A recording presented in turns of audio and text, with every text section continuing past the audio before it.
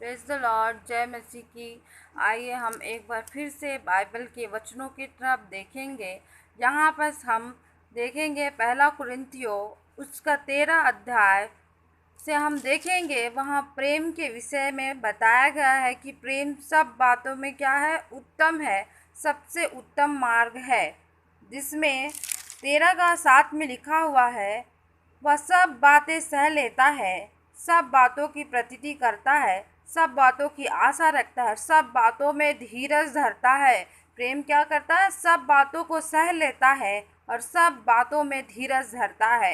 अगर हमारे जीवन में प्रेम ना हो तो हम अपने जीवन में किसी से भी हम प्रेम को नहीं रख सकते, क्योंकि परमेश्वर पिता कहता है, यीशु मसीह कहता है कि मैं प्रेम हूँ। इसलिए हमारे जीवन में प्रेम का रहना बहुत ज़रूरी है। आइए हम एक स्टोरी को यहाँ पर सुनेंगे कि कैसे हम अपने जीवन में प्रेम करने वाला व्यक्ति अपने जीवन में कैसे आगे बढ़ जाता है और एक प्रेम ना रखने वाला व्यक्ति कैसे अपने जीवन में पीछे हट जाता है। वैसे ही हम मत्ती रचित सुसमाचार उसका 5 अध्याय से हम देखेंगे। यहाँ पर धन्य वचन जहाँ लिखा हुआ है, वहाँ 5 के 3 में लिखा है, धन्य है वे जो मन के दीन है।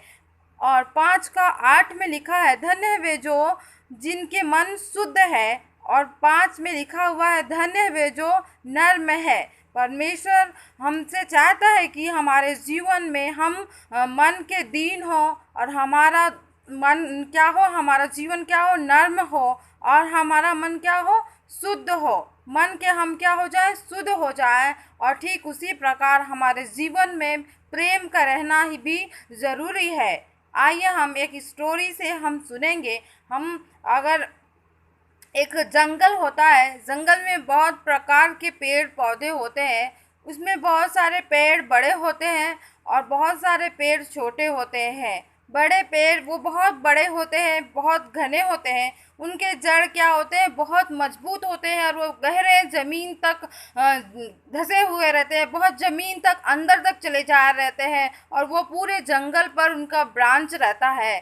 ठीक एक व्यक्ति जो बहुत धनी रहता है, उसके बहुत सारे हाथ होते हैं, वो बहुत सारे लोगों के साथ उसकी फ्रेंडशिप होती है, क्योंकि आज के समय में एक धनी व्यक्ति से और एक फेमस व्यक्ति से लोग संबंध रखना चाहते हैं। और वो धनी व्यक्ति बहुत फेमस रहता है, उसकी बहुत पहचान रहती है। उसकी पहचान बहुत ही पृथ्वी पर बहुत जगहों पर, देश विदेश सब जगह फैली रहती है। उसके ब्रांचेस बहुत ज़्यादा होते हैं। लेकिन अगर वो धनी व्यक्ति उसके जीवन में प्रेम ना हो और वो मन का दीन ना हो, मन का नर्म ना हो, मन का शुद्ध ना हो, तो उसके धनी होने से कोई फ़ायदा नहीं होता है, कोई फ़ायदा नहीं होता है। और ठीक उसी प्रकार जंगल में बहुत सारे छोटे पेड़ भी होते हैं। छोटे पेड़ क्या होते हैं, वो छोटे रहते हैं, उनकी शाखाएं पतली पतली होती है, उनकी जड़ें पतली पतली होती है, उनके हाइट छोटे होते हैं। और वो क्या सोचते हैं, हम तो छोटे हैं,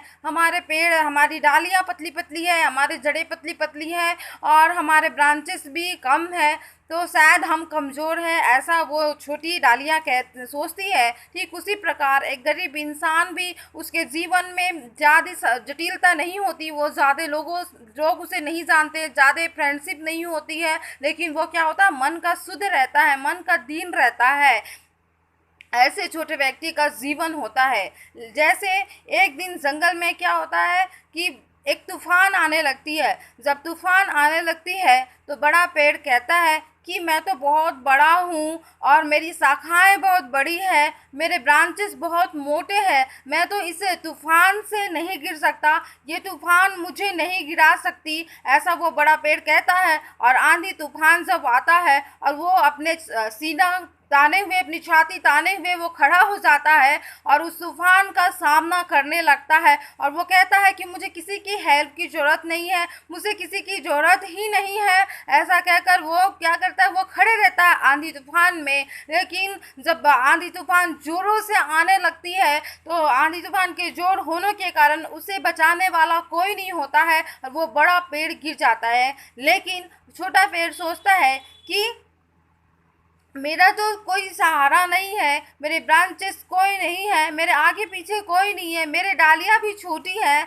इस ऐसे में मैं बच नहीं सकता, इस तूफान से मैं बच नहीं सकता। ये तूफान मुझे क्या कर देगी, गिरा देगी। और वो क्या कहता है कि मैं एक काम करता हूँ, इस ये जो तूफान जो चल रही है, ये प्रॉब्लम्स जो आ रहे हैं, ये तूफान नामक जो एक प्रॉब्लम्स मेरे जीवन में आ रहा है, तो वो क्या सोचता है कि चलो ये तूफान तो चल रहा है, मुझे अपने आप को बचाना है। ऐसा कहकर वो छोटा डाली क्या हो जाता है, वो तूफान के सामने में झुक जाता है। और जैसे ही वो झुक जाता है नीचे, तो वो जो तूफान होता है उस छोटी डाली को पार करके वो क्या हो जाती है, आगे बढ़ जाती है। वो आगे बढ़ करके चले जाती है। हमारे जीवन में भी जब हम नर्म हो जाते हैं, अपने जीवन में प्रेम को रख देते हैं, तो हम क्या हो जाते हैं, झुकने लग जाते हैं। हम दूसरों का सम्मान करने लग जाते हैं। और हम सबसे पहले किसके सामने झुकते हैं, हमारे जीवन में जब प्रेम होता है, नर्मता दीनता होती है, तो हम सबसे पहले अपने खुदा के सामने झुकने लग जाते हैं।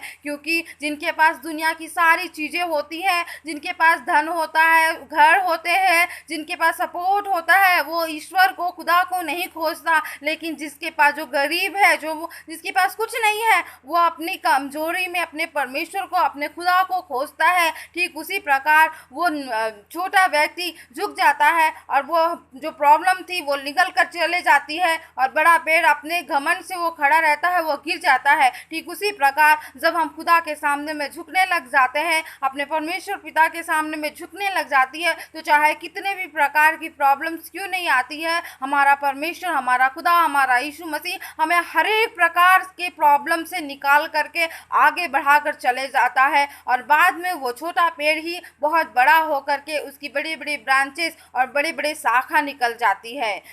आइए हम परमेश्वर को धन्यवाद देते हैं इस वचन के लिए। प्रभु मुझे और हम सभी को इस वचन के द्वारा आशीष दे। आमीन।